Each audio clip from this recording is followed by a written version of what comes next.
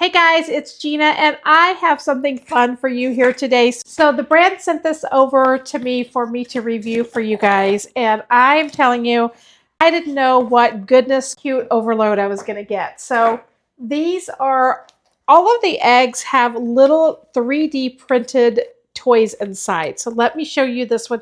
This is such a cool blue and green color, but let's look and see what's inside. To take it out. Oh my goodness. So we have a blue and green 3D printed dragon. Well, I'm going to take some shots up close so that you don't miss any part of this. So let's open the next one. Now we have a white one. Open it up. So now we have, and this one, look how cool it is. This is a white 3D printed dragon. You have basically little dragons inside all of the dragon eggs, but they are all different and unique because the color inside is kind of based on the color of the egg. This is kind of pastel colors. Let's see what this one looks like. The egg has yellow on the outside. The actual dragon does not, but look at this.